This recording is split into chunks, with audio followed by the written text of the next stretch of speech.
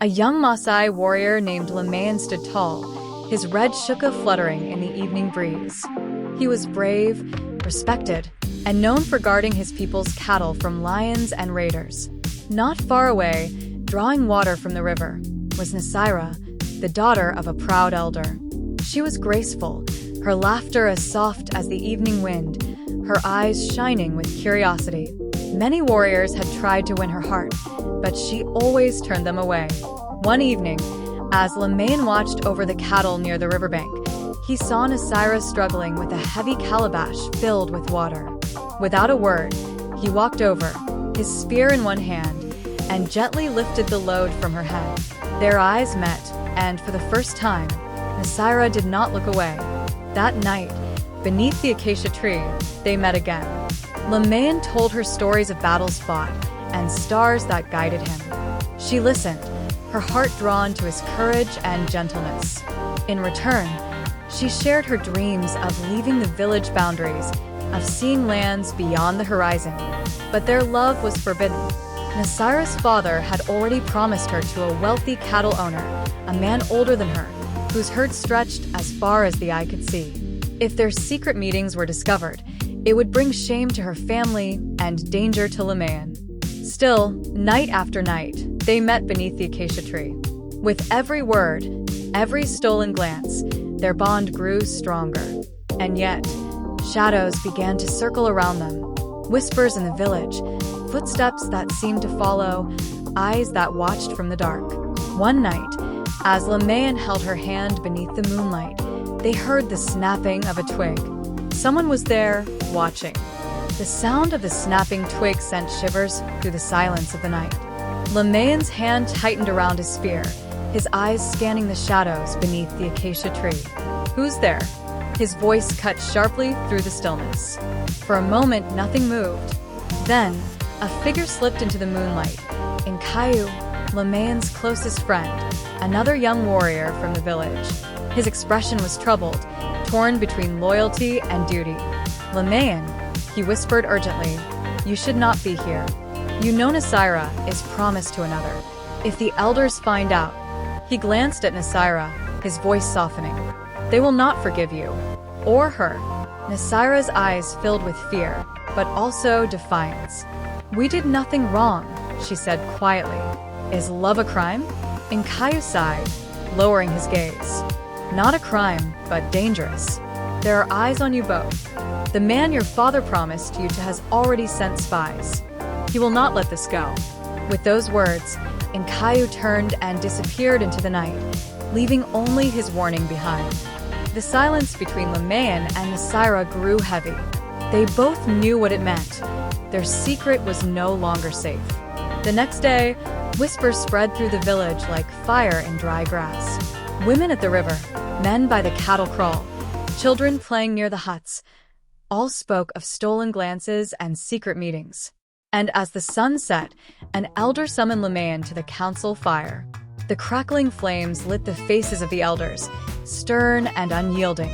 The promised suitor, Almarai, sat among them, his wealth and power giving weight to his voice. He looked at Lemayan with contempt. "You are a warrior," Almarai sneered, "yet you betray your people by stealing what is not yours. Do you think you can take the daughter of an elder with nothing but courage and a spear?" Lemayan stood tall, his heart pounding, but before he could speak, Nasira appeared at the edge of the firelight, her eyes blazing with a courage that silenced the gathering. "Enough," she said firmly. "My heart is not for sale, no matter how many cattle you own." Gasps rippled through the crowd. Her words had broken tradition. Elders shook their heads, murmuring among themselves. Lemayan reached for her hand, but before their fingers touched, the chief raised a staff. "Tomorrow," he declared, "this matter will be decided before the spirits and the people. If your love is true, it will stand the test. If not..." His voice hung in the air like a blade. The fire cracked. The drums began to beat in the distance. And Lemayan knew that the next day would change everything. The dawn came with the sound of drums echoing across the plains. Villagers gathered in a wide circle beneath the sacred fig tree, where the council of elders waited. Smoke from burning herbs rose into the air, carrying prayers to the ancestors. Lemaine stood on one side of the circle, his spear gleaming in the morning sun. On the other side was Almerii, the wealthy suitor, his face twisted with pride and certainty. Between them, Nasira stood quietly, her gaze fixed on the ground, though her heart beat loudly in her chest. The chief raised his hand for silence. "Today, the spirits will decide," he declared. "A warrior who claims love must prove his strength, courage, and truth. Only then will we know if his heart speaks honestly." The crowd murmured in anticipation. The trial had been chosen. Lemaine was to face a lion. A great hush fell. The elders pointed toward the open savanna, where hunters had tracked a restless lion that had been prowling near the herds. "If his love is true," the chief said, "the spirits will protect him. If not, the beast will take him, and Nasira will be given to Almerii as promised." Nasira gasped, stepping forward. "No, this is madness. My love is not a contest." But the elders silenced her.